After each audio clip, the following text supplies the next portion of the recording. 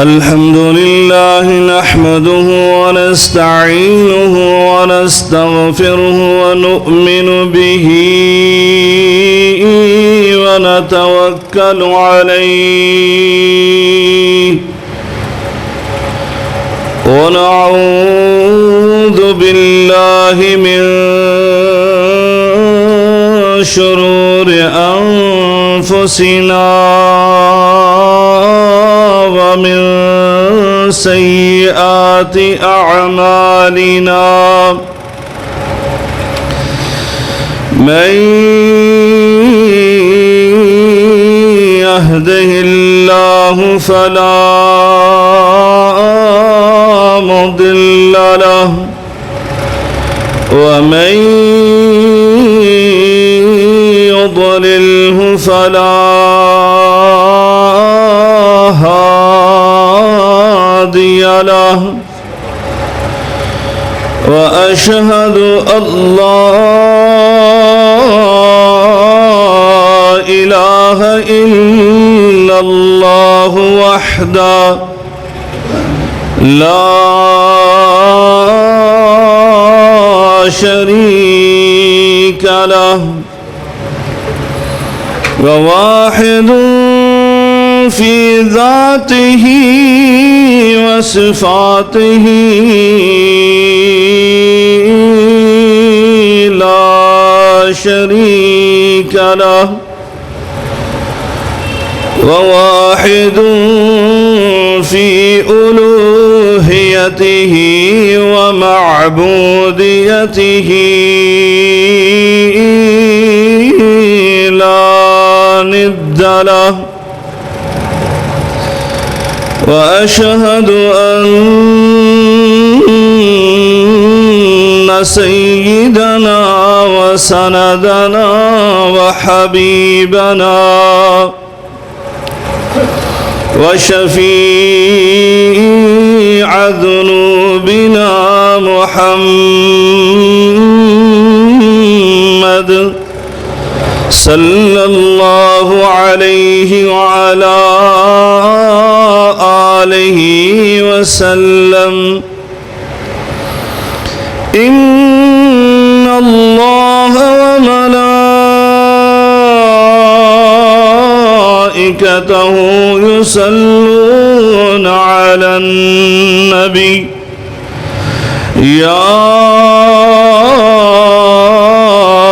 أيها الذين آمنوا صلوا عليه وسلموا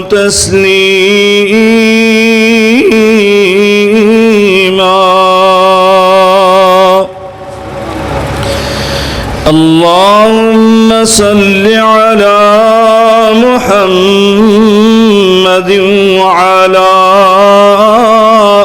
آل محمد كما صليت على إبراهيم وعلى آل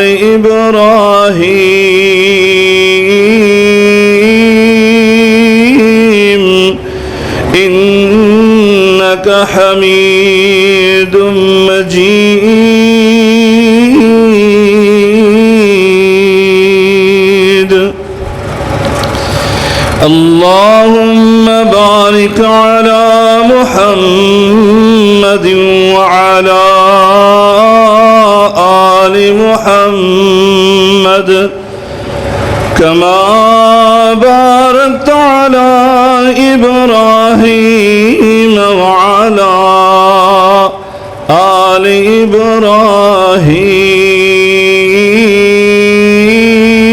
إبراهيم إنك حميد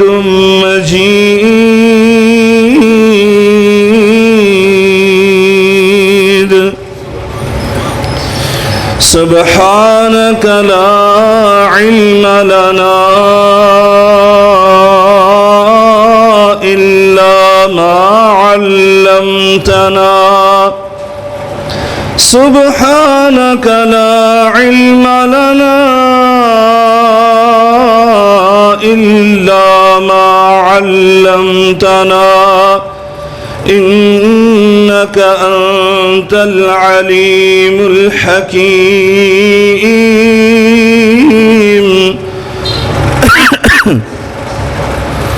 رب اشرح لي صدري ويسر لي أمري واحلل عقدة من لساني يفقه قولي أما بعد فإن خير الحديث كتاب الله وخير الهدي هدي محمد صلى الله عليه وعلى آله وسلم وشر الأمور محدثاتها وكل محدثة بدعة وكل بدعة ضلالة وكل ضلالة في النار.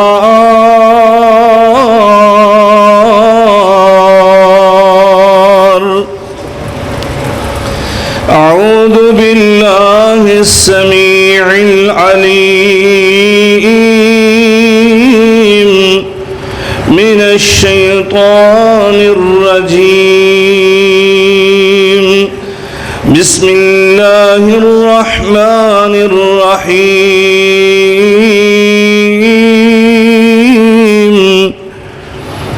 تبارك الذي بيده الملك وهو على كل شيء قدير.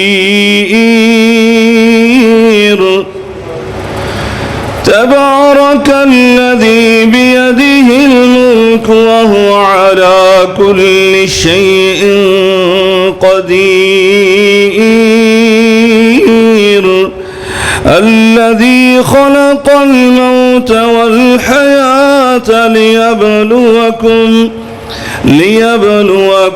أيكم أحسن عملا وهو العزيز الغفور.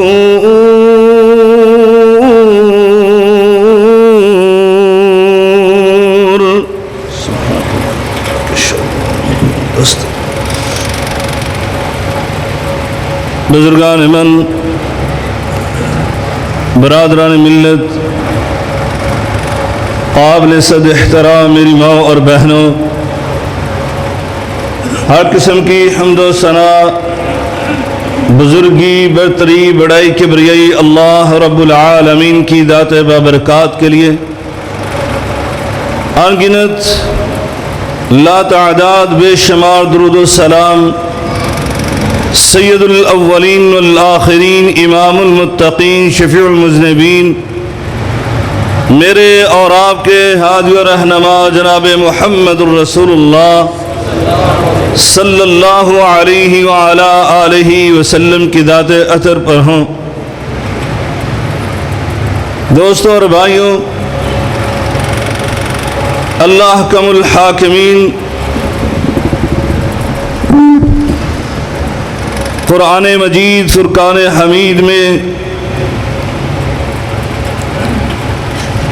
اپنے قانون موت و حیات کی حکمت کو بیان کرتے ہوئے ارشاد فرماتا ہے کہ میں نے یہ نظام اور سلسلہ موت و حیات کا،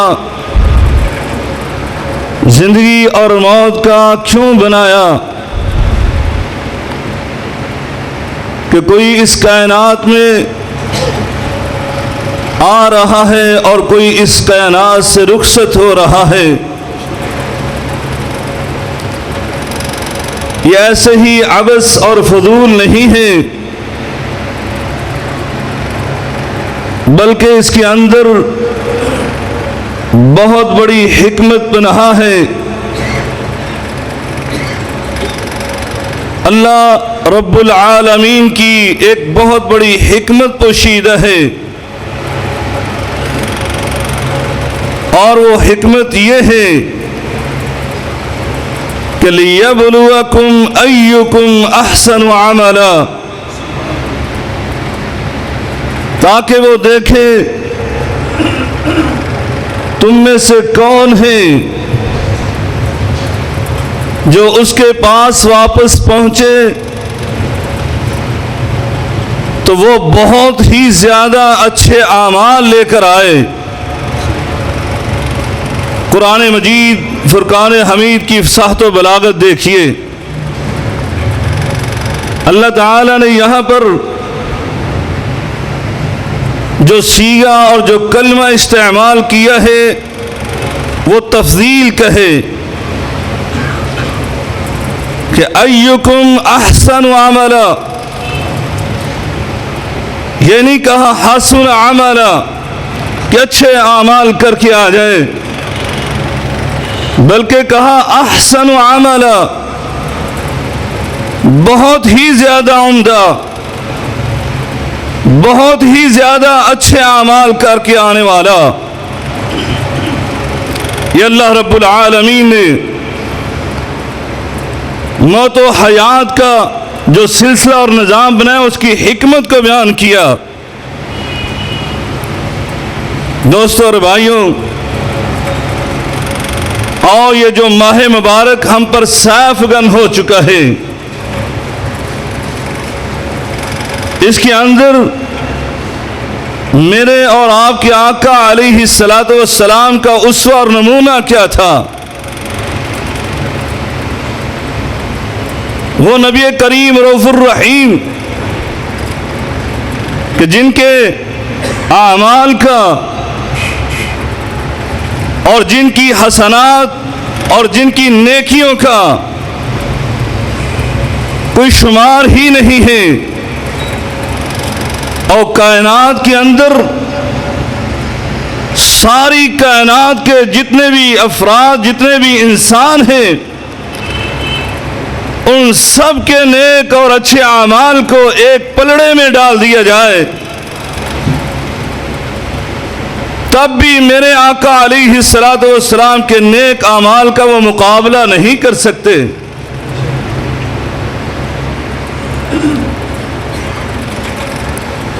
لیکن اس کے باوجود میرے آقا علیہ الصلاۃ والسلام نے کسی ایک مہینے کو، کسی ایک دن اور رات کو مخصوص کر کے اس میں عبادت کی، اور بقیہ سارا سال آپ نے عبادت نہ کی، اچھے اعمال نہ کیے، ایسا نہیں ہے، بلکہ آپ نے تو منع فرمایا اس سے۔ لیکن اس ماہ مبارک میں میرے آقا علیہ الصلاۃ والسلام، ان کا انداز کیا تھا؟ اس ماہ مبارک میں آپ کس انداز سے عمل کیا کرتے تھے؟ جناب سیدنا اسامہ بن زید رضی اللہ تعالی عنہ وہ بیان کرتے ہیں،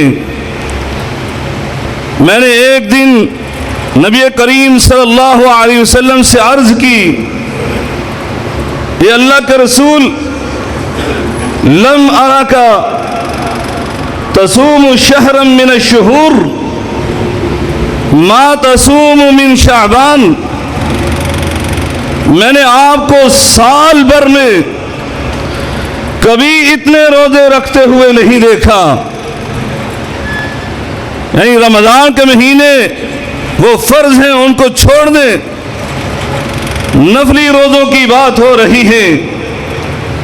سیدنا اسامہ جو آپ کے منہ بولے بیٹے ہیں، آپ کے تربیت یافتہ، وہ عرض کرتے اللہ کے رسول، لم اراک تصوم شہر من الشہور، میں نے آپ کو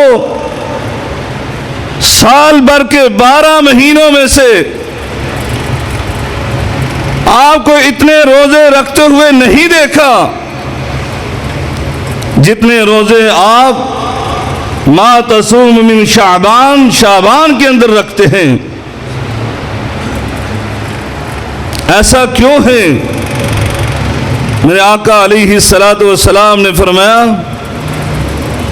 ذالک شہر یغفل الناس عنہ ما بین رجب و رمضان، یہ ایسا مہینہ ہے جو ایک حرمت والے مہینے یعنی رجب اور روزوں والے مہینے یعنی رمضان کے مابین ہے، اور اس سے لوگ غافل ہیں۔ یہ ایسا ماہ مبارک ہے، میرے آقا نے فرمایا ان ترفع فیہ الاعمال الی رب العالمین، اس میں لوگوں کے سال بھر کے نیک اعمال وہ اللہ کی طرف اٹھائے جاتے ہیں، اللہ کے سامنے سالانہ رپورٹ بھی پیش کی جاتی ہے۔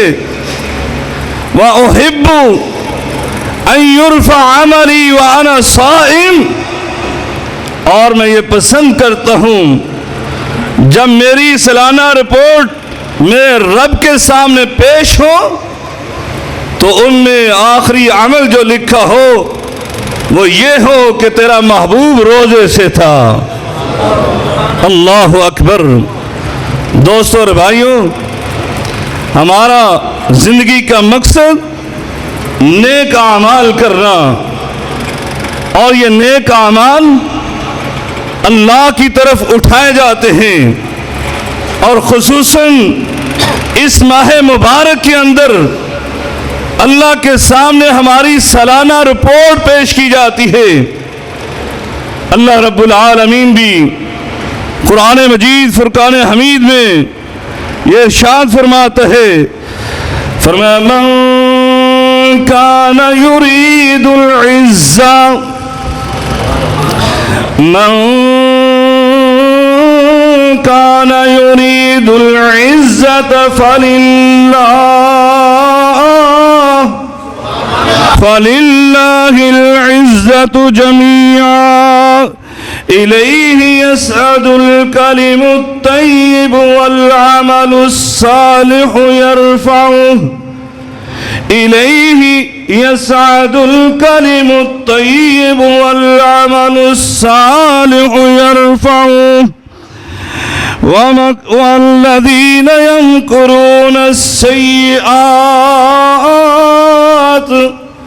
والذين يمكرون السيئات لهم عذاب شديد ومكر أولئك هو يبور۔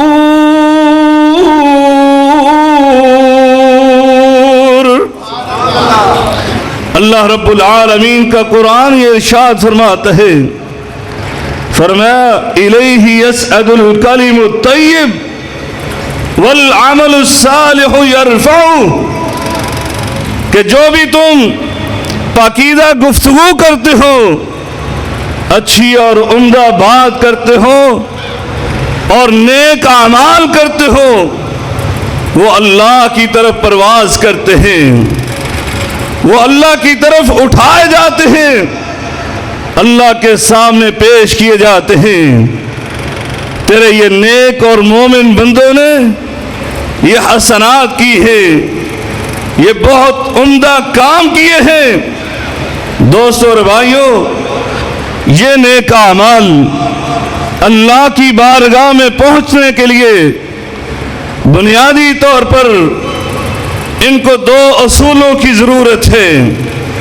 اگر یہ اعمال چاہے حسنات ہی کیوں نہیں ہیں، چاہے صالحات ہی کیوں نہیں ہیں، چاہے نیکیاں ہی کیوں نہیں ہیں، تب بھی ان کو اللہ کے دربار میں پہنچنے کے لیے بنیادی طور پر دو اصولوں یعنی ایسے کہہ لیں دو پروں کی ضرورت ہے۔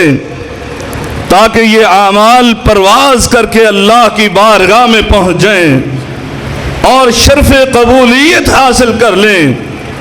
ان میں سے پہلا اصول، پہلا ضابطہ اور پہلا پر وہ یہ ہے کہ جتنے بھی ہم اعمال کریں وہ اخلاص پر مبنی ہونے چاہیے۔ ان کے اندر صفت اخلاص پائی جانی چاہیے، یعنی خالصتاً اللہ کی رضا اور خوشنودی مقصود ہو۔ اخلاص کا معنی اور مفہوم کیا ہے؟ فرمایا الاخلاص هو ان يعبد المعبود بها وحده، الاخلاص القصد الى العبادة ان يعبد المعبود بها وحده، کہ انسان عبادت کا ارادہ کرے اور اس کا ارادہ، اس کی نیت یہ ہو کہ میں یہ عبادت صرف اور صرف اللہ کے لیے کرنے لگا ہوں۔ اور جیسے قاضی فضیل ایاز رحمہ اللہ تعالی اس کے بارے میں فرماتے ہیں، ترک العمل لاجل الناس ریا، لوگوں کے لیے کسی معاملے کو چھوڑ دینا، کسی کام کو ترک کر دینا، یہ ریاکاری ہے کہ آدمی لوگوں سے جھجکتا ہوا، لوگوں سے شرماتا ہوا وہ کسی عمل کو چھوڑ دیتا ہے، یہ ریاکاری ہے۔ والعمل لاجلہم، اور کسی کام کا کرنا لوگوں کے لیے، ہوا الشرک، وہ شرک ہے، یعنی وہ کام کرتے ہیں اس کی نیت اور ارادہ یہ ہے کہ میں لوگوں کے لیے کروں یا لوگ مجھ سے خوش ہو جائیں، لوگ کہیں یہ کتنا نیک اور صالح متقی پرہیزگار ہے، یہ لوگوں کے لیے کرتے ہیں، تو فرمایا یہ شرک ہے۔ والاخلاص ان يعافيك الله منهما، اور اخلاص کیا ہے کہ اللہ تمہیں ان دونوں سے محفوظ رکھے، یعنی ریاکاری سے بھی اور شرک سے بھی۔ تو کام کو چھوڑے تو صرف اللہ کے لیے، تو کام کو کرے تو صرف اللہ کے لیے، جیسے کہ میرے آقا علیہ الصلوۃ والسلام نے فرمایا، من احب للہ وابغض للہ واعطى للہ ومنع للہ فقد استکمل الایمان، کہ جو اللہ کے لیے کسی سے محبت کرتے ہیں، جو کسی سے نفرت اور عداوت بھی اللہ کے لیے رکھتے ہیں، جو کسی کو دیتے ہیں تو وہ بھی اللہ کے لیے، اگر کسی سے رکتا ہے یعنی اس کو عطا نہیں کرتا، اس کو دیتا نہیں ہے، تو وہ بھی صرف اور صرف اللہ کے لیے۔ تو فرمایا یہ بندہ مومن اس نے اپنے ایمان کو کامل اور مکمل کر لیا، یہ ہے اخلاص۔ بلکہ میں جنید بغدادی رحمہ اللہ تعالی کا قول پڑھ رہا تھا، بڑا ہی پیارا اور عمدہ قول فرمایا اور صحیح معنوں میں اخلاص کو سمجھا دیا۔ فرمایا اخلاص کیا ہے؟ سر بین العبد و ربہ، یہ ایسا بندے اور اس کے رب کے درمیان راز ہے، لا یعلمہ ملک فیکتبہ، کہ اللہ کی نوری مخلوق کوئی فرشتہ بھی اس کو نہیں جانتا، یعنی یہ کرامن کاتبین جو ہمارے سارے اعمال کو لکھ رہے ہیں وہ بھی اس اخلاص کے بارے میں وہ نہیں جانتے، کیونکہ یہ اللہ اور اس کے بندے کے درمیان ایک راز ہے۔ فَيَكْتُبَهُ، کہ وہ اس کو لکھ لے، وَلَا شَيْطَانٌ فَيُفْسِدَهُ، کہا نہ ہی شیطان اس اخلاص کو جانتا ہے کہ وہ اس کو خراب کر سکے۔ دوستو اور بھائیوں، یہ ہے سب سے پہلا ضابطہ اور اصول، اپنے اعمال کو اللہ کی بارگاہ میں پہنچا کر شرف قبولیت سے ہمکنار کرنے کا۔ اور میرا اللہ رب العالمین اس قرآن مجید فرقان حمید کے نزول کی حکمتوں میں سے ایک حکمت بیان کرتے ہوئے یہ ارشاد فرماتا ہے، اِنَّا أَنزَلْنَا إِلَيْكَ الْكِتَابَ إِنَّا أَنزَلْنَا إِلَيْكَ الْكِتَابَ بِالْحَقِّ فَاعْبُدِ اللَّهَ مُخْلِصًا لَهُ الدِّينَ۔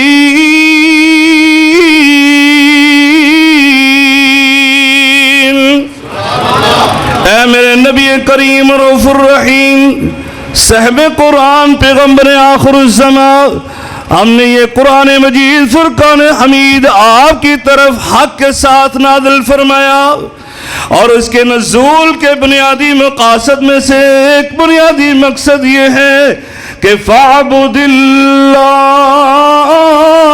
مُخْلِصًا لَهُ الدِّينَ،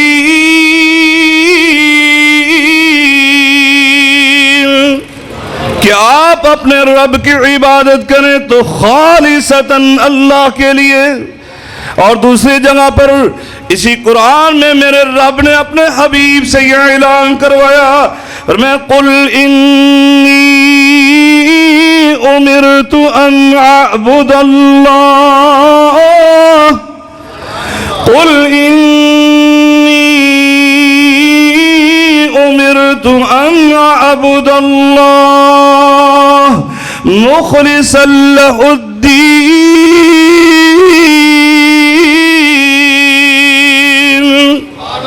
اے کائنات پہ بسنے والے لوگوں سن لو، میں اللہ کا حبیب، میں اللہ کا نبی اور رسول یہ اعلان کر رہا ہوں، انی امرت ان اعبد اللہ، کہ میں اللہ کی عبادت کروں تو کس انداز سے؟ فرمایا مخلصا لہ الدین۔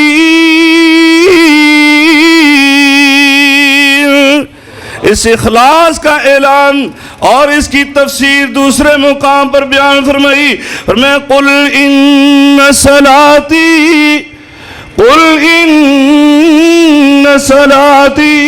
ونسکی ومحیای ومماتی للہ رب العالمین لا شریک لہ وبذلک امرت وانا اول المسلمین۔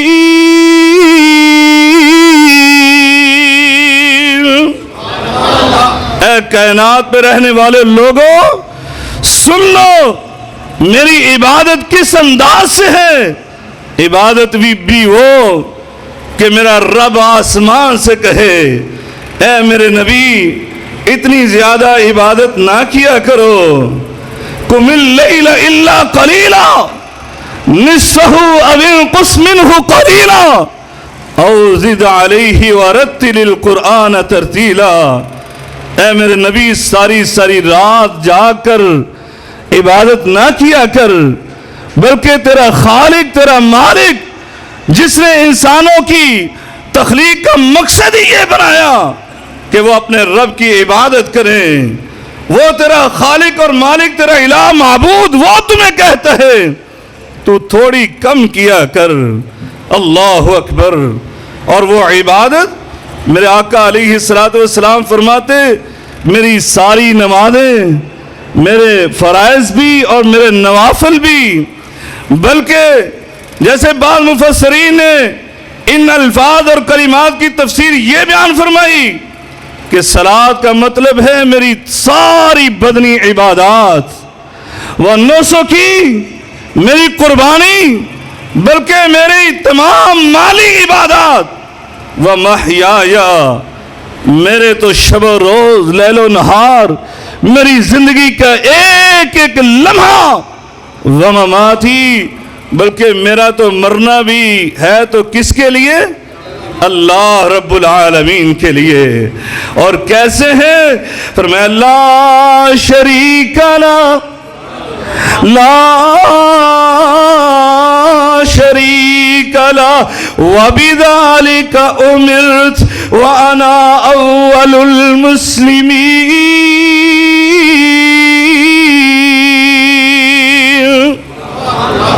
اس انداز سے کہ میں اس میں کسی اور کو اللہ کا شریک، اللہ کا ساجی اور اللہ کا ند نہیں بناتا.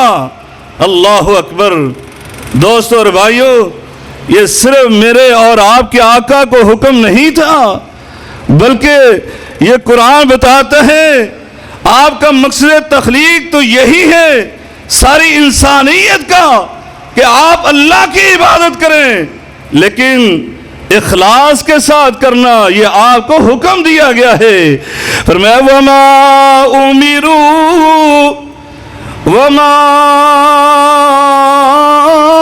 امروا الا ليعبدوا الله مخلصين له الدين.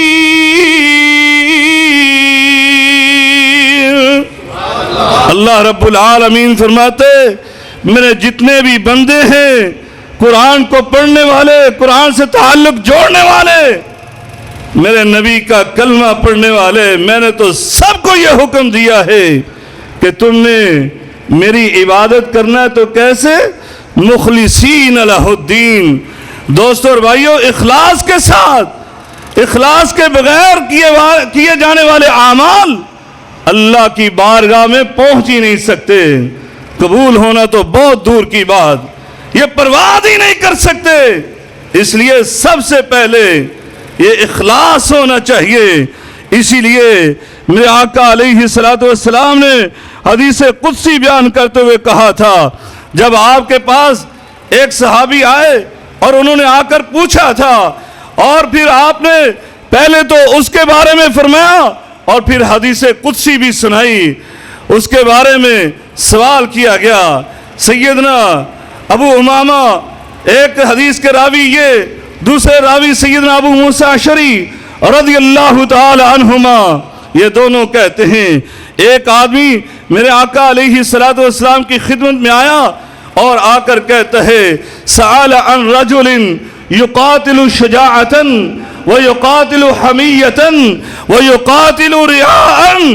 اے اللہ کے رسول، ایک آدمی جہاد کے لیے نکلا، کافروں سے لڑائی کے لیے نکلا، لیکن اس کا مقصد، اس کی نیت، اس کا ارادہ یہ تھا کہ وہ شجاعت کے جوہر دکھائے اور لوگ اس کی بہادری کے تذکرے کریں. اور ایک آدمی نکلا تو اس کو صرف اور صرف اپنے قبیلے کا فکر تھا، اپنی ذات اور برادری کے لیے نکلا. اور کہا تیسرا آدمی نکلا تو وہ لوگوں کو دکھانے کے لیے نکلا. فَأَنَّا فِي سَبِيلِ اللَّهِ، ان میں سے کون ہے جو اللہ کے راستے میں جہاد کر رہا ہے؟ میرے آقا علیہ السلام نے ان تینوں کے بارے میں صرف ایک ہی جواب دیا، فرمایا من قاتل لتکون کلمۃ اللہ ہی العلیٰ. فرمایا ان میں سے تو کوئی بندہ بھی اللہ کے راستے میں جہاد نہیں کر رہا، بلکہ اللہ کے راستے میں جہاد کرنے والا صرف وہ انسان ہے جو اللہ کے نام کو بلند کرنے کے لیے لڑ رہا ہے، جو صرف اور صرف اللہ کے لیے جہاد کر رہا ہے. دوستو اور بھائیو، میرے آقا علیہ السلام نے یہ جواب دیا اس حدیث قدسی کی روشنی میں، جس میں میرا اللہ رب العالمین فرماتا ہے انا اغنی الشرکاء عن الشرک. فرمایا میں اس بندے سے جو میرے ساتھ کسی کو شریک ٹھہراتے ہوئے نیک عمل کرتا ہے، چاہے وہ نماز کی شکل میں، چاہے وہ روزے کی شکل میں، چاہے وہ زکوٰۃ کی شکل میں، چاہے وہ حج اور عمرے کی شکل میں، چاہے وہ سخاوت کی شکل میں، صدقہ و خیرات کی شکل میں، ذکر و اذکار کی شکل میں، فرمایا کسی شکل میں بھی وہ نیک عمل کرتا ہے، لیکن اس میں وہ میرا کسی اور کو بھی شریک اور ساجی ند بنا دیتا ہے، میرا اللہ رب العالمین فرماتا ہے میں ایسے بندوں سے لا تعلق ہوں، میں غنی ہوں، مجھے ان کی کوئی پرواہ نہیں ہے. ترکتہ و شرکا، فرمایا میں اس کے نیک اعمال کو بھی نیست و نابود کر دیتا ہوں اور میں اس کی بھی حمایت سے ہاتھ اٹھا لیتا ہوں، میں اس کو بھی چھوڑ دیتا ہوں.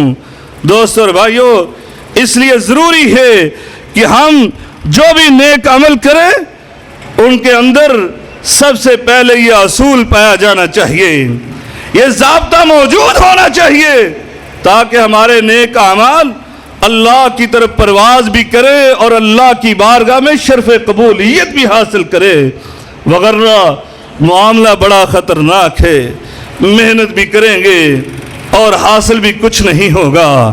جیسے کہ اللہ تعالیٰ نے قرآن مجید فرقان حمید میں دو ٹوک فیصلہ فرما دیا کہ جن کے اعمال کے اندر اخلاص نہیں ہے تو ان کے بارے میں میرا یہ اعلان ہے، وَقَدِمْنَا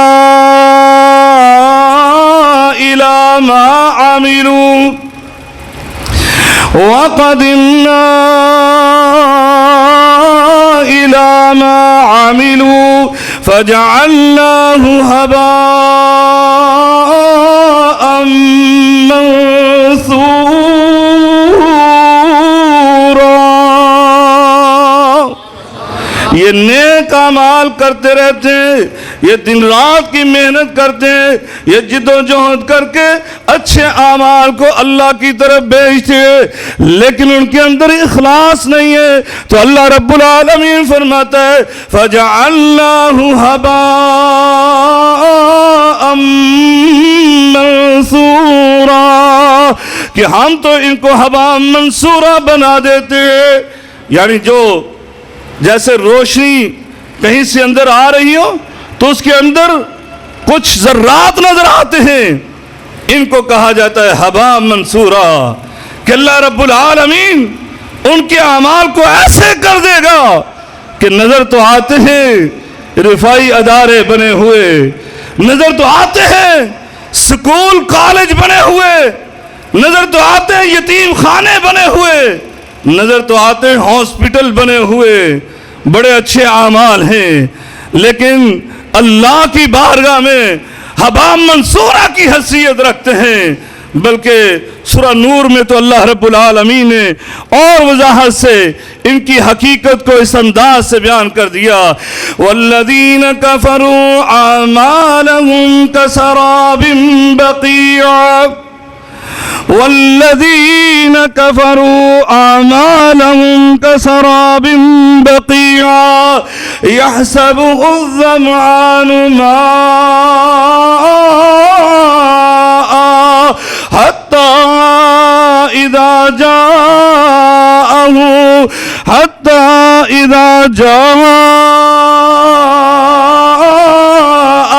لم يجده شيئا ووجد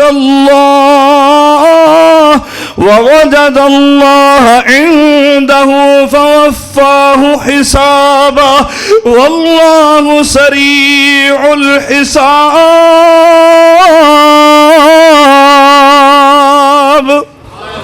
اللہ رب العالمین فرماتے ہیں جو اخلاص کا انکاری ہے، جو اپنے اعمال کے اندر اللہ کی رضا اور خوشنودی کو شامل نہیں کرتا بلکہ اپنے اعمال کو خالصتاً اللہ کی رضا کے لیے نہیں کرتا، فرمایا اس کے اعمال کی مثال تو ایسے ہی ہے کسراب بقیع، جیسے ہم سفر کر رہے ہوں تو ہم سڑک پر دور سے دیکھتے ہیں ایسے لگتا ہے جیسے پانی ہے، بالکل وہی مثال بیان کی. یحسبہ الظمآن ماء، ایک پیاسا وہ صحرا میں دیکھتا ہے دور سے ریت چمک رہی ہے، دھوپ کی وجہ سے، سورج کی تپش سے، سورج کی روشنی سے، کہا یہ پیاسا ایسے سمجھتا ہے وہ پانی ہے. حتی اذا جاءہ لم یجدہ شیئا، جب وہ وہاں پر پہنچتا ہے تو وہاں تو کچھ بھی نہیں ہوتا. فرمایا ایسے ہی ہے، ان کے اعمال ظاہری طور پر نظر آتے ہیں، بڑے بڑے یہ ادارے، بڑے خدمت خلق کے رفائی ادارے، یہ نظر تو آتے ہیں لیکن فرمایا اللہ کے ہاں ان کی کوئی حیثیت نہیں ہے. کیوں؟ انہوں نے صرف انسانوں کے لیے کیا. انہوں نے نیت اور ارادہ صرف یہ تھا کہ لوگ ہمارا نام لیں اور لوگوں میں دنیا میں ہمارا نام اونچا اور بلند ہو جائے. میرے اللہ نے دنیا میں ان کو اس کا صلہ دے دیا کہ صدیوں پرانے یہ ادارے آج بھی پاکستان کے اندر انگریزوں کے نام سے موجود ہیں. ان کے نام آج بھی زندہ ہے. وہ مر کھپ گئے لیکن ان کے نام سے یہ ادارے چل رہے ہیں. تو یہ دنیا میں اللہ نے صلہ دے دیا. فرمایا فوفاہ حسابا، اللہ جو ہے پورے حساب و کتاب کر کے رکھتا ہے. واللہ سریع الحساب، فرمایا اللہ تو بہت جلد حساب چکتا کرنے والا ہے. فرمایا دنیا میں ان کا حساب چکتا کر دیا کیونکہ ان کے اندر یہ پہلا اصول اور ضابطہ موجود نہیں تھا کہ یہ اللہ کی بارگاہ میں پہنچ جاتا. میں اختصار کرتا ہوں. آئیے دوسرا اصول کیا ہے؟ ان اعمال کے اندر دوسرا ضابطہ اور دوسرا اصول یہ ہونا چاہیے کہ وہ نبی کریم صلی اللہ علیہ وسلم کی سنت کے مطابق ہوں، آقا علیہ السلام کے طریقے کے مطابق ہوں.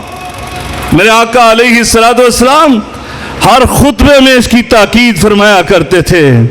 میں نے ابھی جو آغاز میں خطبہ مسنونہ پڑھا اس کے اندر میرے آقا علیہ السلام کے یہ کلمات پڑھے، فَإِنَّ أَصْدَقَ الْحَدِيثِ كِتَابُ اللَّهِ، کہ سب سے سچی اور سیدھی بات وہ اللہ کا یہ قرآن ہے، اللہ کی یہ کتاب ہے. فرمایا اس کے بعد وَخَيْرَ الْهَدْيِ هَدْيُ مُحَمَّدٍ صلی اللہ علیہ وسلم. فرمایا بہترین طریقہ، بہترین زندگی گزارنے کا اصول اور اسلوب، طرز زندگی وہ نبی کریم صلی اللہ علیہ وسلم کی ہے.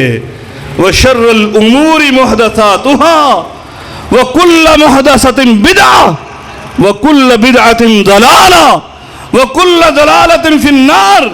میرے آقا نے فرمایا تھا میرے راستے کو چھوڑ کر، میرے طریقے کو چھوڑ کر جو بھی کام کرتا ہے یعنی نیا کام کیا ہے، اس نے اپنی طرف سے کوئی عمدہ کام ہی کیا ہے لیکن ہے نیا. من عمل عملا لیس علیہ امرنا فہو رد. فرمایا اس نے ایسا عمل کیا جس کو ہم نے کبھی نہ کیا تھا. فرمایا وہ جتنا بھی اچھا کیوں نہیں ہے وہ ایسا عمل ہے کہ جو مردود ہے، بلکہ شر الامور ہے. تمام معاملات میں سے بدترین عمل وہ ہے جو میرے نبی کے طریقے کو چھوڑ کر کیا جائے. اس لیے میرے آقا نے فرمایا وَكُلُّ بِدْعَةٍ ضَلَالَةٍ وَكُلُّ ضَلَالَةٍ فِي النَّارِ. یہ ہر نیا کام کتنا بھی عمدہ کیوں نہ ہو یہ ضلالت ہے، یہ گمراہی ہے، اور یہ گمراہی ایسی ہے کہ جو سیدھی جہنم میں لے کے جانے والی ہے. اللہم لا تجعلنا منہم. اللہ ہمیں ایسے بد نصیبوں سے نہ بنائے. اس لیے میرا اللہ رب العالمین بار بار اس قرآن میں کہتا ہے اے میرے نبی اعلان کر دیجئے، کائنات میں بسنے والے لوگوں کو بتلا دیجئے میں نے یہ زندگی اور موت کا جو سسٹم اور نظام بنایا اس کی حکمت یہ تھی کہ ایکم احسن عملا، یہ بہترین عمل کر کے آئیں، عمدہ کام کر کے آئیں. وہ عمدہ کام کیسے کرنے ہیں یہ بھی اصول ان کے سامنے بیان کرو. فرمایا قل ان کنتم تحبون اللہ، قل ان کنتم تحبون اللہ فاتبعونی يحببكم الله ويغفر لكم ذنوبكم والله غفور رحيم.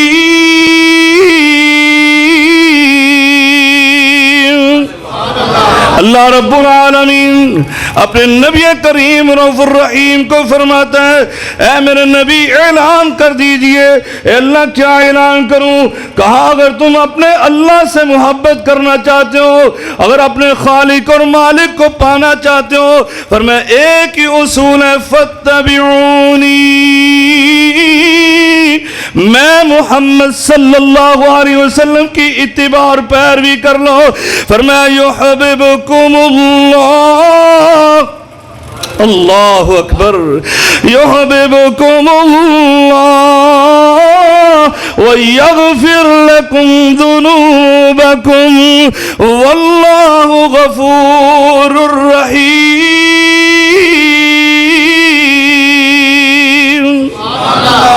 وہ اللہ رب العالمین تمہیں اپنا محب نہیں بلکہ تمہیں اپنا محبوب بنا لے گا۔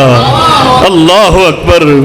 ہم اپنے آقا کی پیروی کریں، ہم اپنے آقا کی اتباع کریں، ہم ان کے اسوہ کو اپنا لیں تو میرا اللہ یہ اعلان کرتا ہے یحببکم اللہ، وہ اللہ تمہیں اپنا محبوب بنا لے گا۔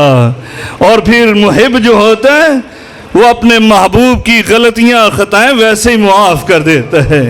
اس لیے اللہ نے آگے یہی کہا یغفر لکم ذنوبکم، اللہ بشری تقاضے سے تم سے جو غلطیاں اور خطائیں سرزد ہو جایا کریں گی اللہ تمہیں اپنا محبوب سمجھ کے معاف کر دیا کرے گا۔ اللہ اکبر۔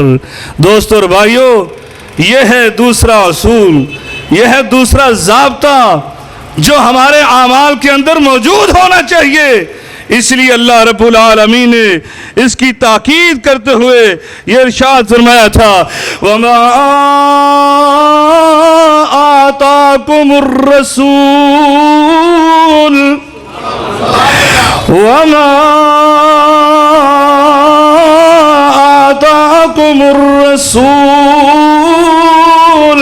فَخُذُوهُ وَمَا نَهَاكُمْ عَنْهُ فَانْتَهُوا وَاتَّقُوا اللَّهَ إِنَّ اللَّهَ شَدِيدُ الْعِقَابِ۔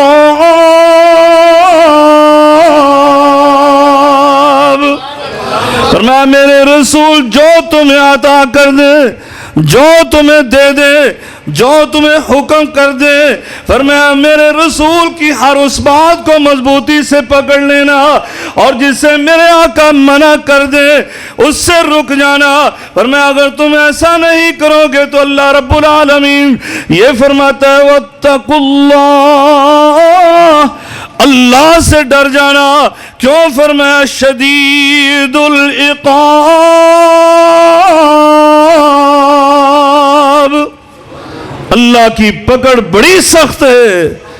تم جتنے بھی اچھے اعمال کیوں نہ کر لو، لیکن اگر میرے نبی کے طریقے سے ہٹ کر آئے تو فرمایا پھر اللہ کے ہاں تمہیں اجر نہیں ملے گا بلکہ یہ اعمال تمہارے لیے وبال جاں بن جائیں گے۔ دوستو اور بھائیوں، یہ قرآن کی آیات حقیقت بات ہے۔ میں اپنے قائد اور مربی کی یہ بات کو ہمیشہ اپنے سامنے رکھتا ہوں۔ آج تبدیلی کے نعرے لگتے ہیں اور میرے قائد کہا کرتے ہیں تبدیلی چاہتے ہو یہ قرآن ہی سنایا کرو۔ یہ قرآن اگر صرف اس قرآن کو عام کر دو، اس قرآن کو پڑھو، اس قرآن کو پڑھاؤ، اس قرآن کو سناؤ، یقین جانو تبدیلی تمہارے سامنے آ جائے گی، تمہارے کردار میں، تمہارے اخلاق میں، تمہارے بچوں کے اخلاق میں، ان کے کردار میں، گھر والے سارے افراد میں، بلکہ پورے معاشرے میں، پورا معاشرہ، پورا ملک، بلکہ پوری دنیا میں انقلاب برپا ہو جائے۔ اس قرآن کو سناؤ تو میرا اللہ رب العالمین واضح طور پر اس قرآن کے اندر یہ بات ارشاد فرماتا ہے، میرے نبی کریم رؤوف الرحیم صلی اللہ علیہ وسلم کی زندگی سے ہٹ کر آؤ گے تو پھر معاملہ بڑا خطرناک ہے۔ اللہ پھر سختی سے تمہاری پکڑ کرنے والا ہے۔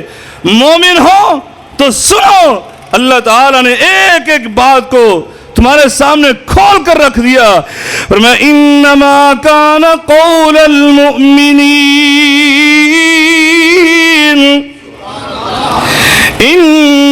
ما كان قول المؤمنين إذا دعوا إلى الله ورسوله إذا دعوا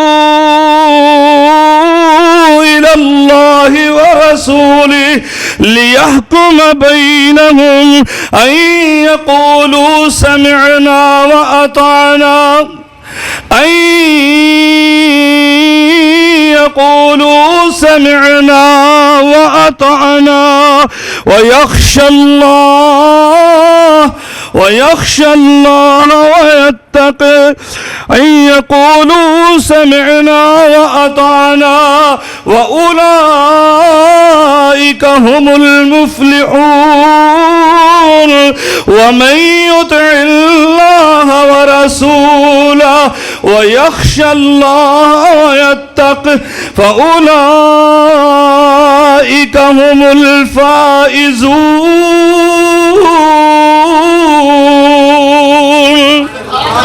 فرمایا مومن کون ہے؟ مومنوں کو جب اللہ رسول کی طرف دعوت دی جائے لِيَحْكُمَ بَيْنَهُمْ تاکہ ان کے سامنے اللہ رسول کے کسی فرمان کو کسی قول کو پیش کیا جائے کہ اس معاملے میں نبی کریم صلی اللہ علیہ وسلم کا یہ طریقہ تھا، یہ اسوہ تھا، یہ نمونہ تھا، تو فرمایا وہ فوراً اللہ رسول کی اطاعت کرتے. تو ان کے متعلق اللہ تعالیٰ نے پہلی آیت کا اختتام بھی کامیابی پر، فلاح پر، اور دوسرا بھی فائز پر، کہ ایسے لوگ جو فوراً کہتے ہیں یقولوا سمعنا واطعنا، اس طرح کی بات کرتے، اللہ عرض سے ان کے کامیابی کے سرٹیفکیٹ جاری کر دیتا ہے. فَأُولَئِكَ هُمُ الْمُفْلِحُونَ یہ کامیاب ہو گئے، یہ کامران ہو گئے. اور فرمایا فَأُولَئِكَ هُمُ الْفَائِزُونَ یہ کامیاب اور فائز ہو گئے. اور کامیابی کیسی ہے دوستو اور بھائیوں؟ کامیابی بھی یہ ہے جو اللہ تعالیٰ قرآن مجید میں فرماتا ہے، میں نے پہلے بھی آپ کے سامنے رکھا، فَمَنْ زُحْزِحَ عَنِ النَّارِ وَأُدْخِلَ الْجَنَّةَ فَقَدْ فَازَ. حقیقی کامیابی یہ دنیا کا مال و متاع جمع کرنا نہیں ہے، یہ دنیا کا کوئی منصب کوئی جا حاصل کر لینا نہیں ہے، دنیا میں کسی کرسی پر براجمان ہو جانا یہ اصل کامیابی نہیں ہے. اصل کامیابی، حقیقی کامیابی تو یہ ہے کہ یہ بندہ اللہ کے عذاب سے آزاد ہو کر اللہ کی جنت کا مالک اور وارث بن جائے، یہ حقیقی کامیابی. اور اسی کامیابی کو اللہ تعالی بیان کرتے ہیں اور فرمایا تِلْكَ حُدُودُ اللَّهِ تِلْكَ حُدُودُ اللَّهِ وَمَن يُطِعِ اللَّهَ وَرَسُولَهُ يُدْخِلْهُ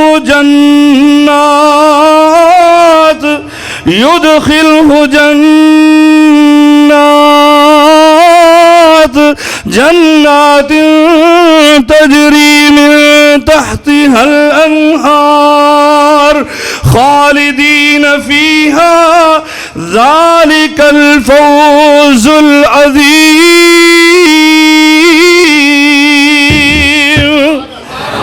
اللہ رب العالمین فرماتے ہیں جو میری اور میرے رسول کی اتباع کرتے ہیں، میرے رسول کی پیروی کرتے ہیں، میرے رسول کے حکم کے سامنے سر تسلیم خم کر دیتے ہیں، اللہ تعالیٰ ان کے بارے میں یہ کہتا ہے یدخلہ جنات، ہم ان کو جنات میں داخل کر دیتے ہیں جن کے نیچے نہریں بہتی ہیں. فرمایا اللہ تعالیٰ خود یہ اعلان فرماتا ہے، وہ اللہ عظیم کہتے ہیں ذالک الفوز العظیم. بڑی کامیابی، یہ بڑی کامیابی ہے، یہ معمولی کامیابی نہیں ہے دوستو. جنت کا داخلہ اور سرٹیفکیٹ مل جائے، جنت کے مالک اور وارث بن جائیں، یہی بڑی کامیابی. لیکن قربان ہو جائیں، میں قرآن مجید فرقان حمید پر جیسے میں نے پہلے کہا اس کا ایک ایک مقام جو ہے وہ ایسی وضاحت فرماتے اور خود سے اپنی تفسیر بیان کرتے. مفسرین نے یہ اصول بیان کیا، القرآن یفسر بعضہ بعضا. کہتے ہیں قرآن سمجھ نہیں آتا، قرآن سمجھنے کے لیے 18 علوم کی ضرورت ہے.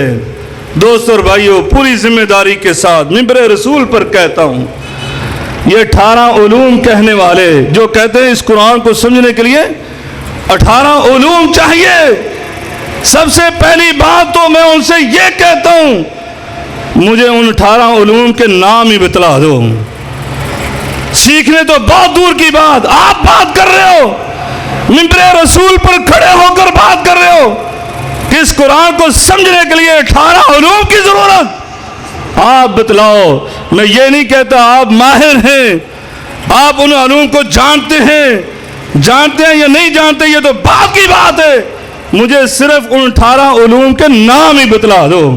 اگر تم نام بتلا دو، میں آپ کے سامنے زانو تلمس طے کرنے کے لیے تیار ہوں، میں آپ کا شاگرد بننے کے لیے تیار ہوں کہ وہ 18 علوم میں آپ سے سیکھوں. میں ایمان سے کہتا ہوں یہ 18 علوم کے نام بھی نہیں بتلا سکیں گے. دوستو اور بھائیو، کیسا لوگوں کو ورگلایا ہوا. میرے اللہ نے بار بار قرآن کو کہا، یا ایھا الناس یا ایھا الذین آمنوا، انسانوں، ایمان والو. کیا یہ انسان سارے عالم تھے؟ یہ 18 علوم کو جاننے والے، یہ ایمان والے سارے ہی عالم؟ ایسا ہو ہی نہیں سکتا.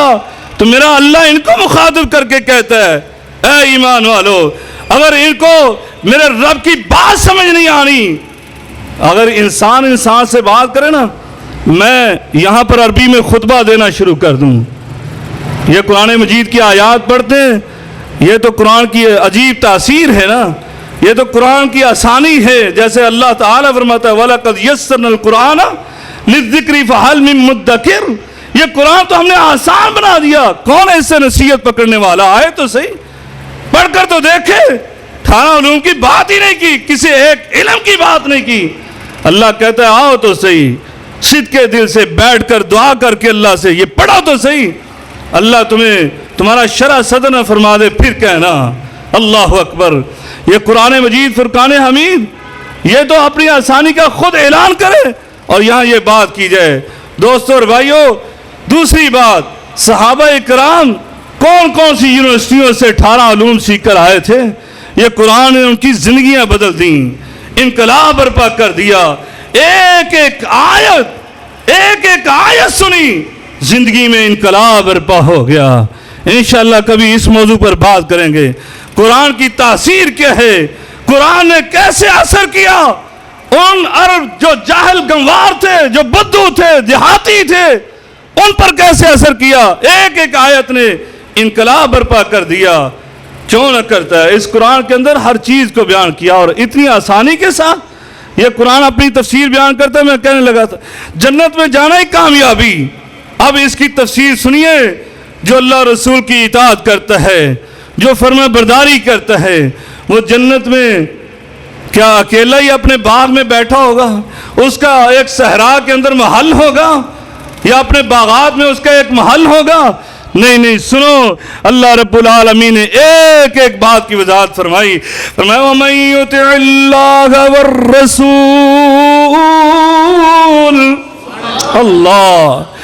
اللہ کیسے اپنے مومن بندوں کو جنت میں بھیجے گا؟ وَمَن يُطِعِ اللَّهَ وَالرَّسُولَ فَأُولَئِكَ مَعَ الَّذِينَ أَنْعَمَ اللَّهُ عَلَيْهِمْ مِنَ النَّبِيِّينَ وَالصِّدِّيقِينَ وَالشُّهَدَاءِ وَالصَّالِحِينَ وَحَسُنَ أُولَئِكَ رَفِيقًا.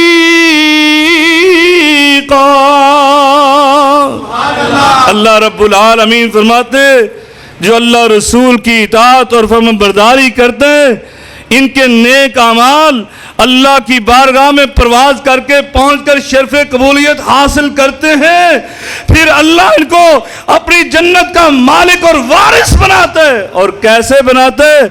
نبیوں کے ساتھ، صدیقوں کے ساتھ، اللہ کے راستے میں جان کے نذرانے پیش کرنے والے شہداء کے ساتھ، وہ صالحین، اللہ کے نیک صالح اولیاء متقی پرہیزگار بندوں کے ساتھ، وَحَسُنَ أُولَئِكَ رَفِيقًا، اور فرمایا یہ بہترین اچھا حسن اور اچھا ساتھ ہے، رفاقت ہے۔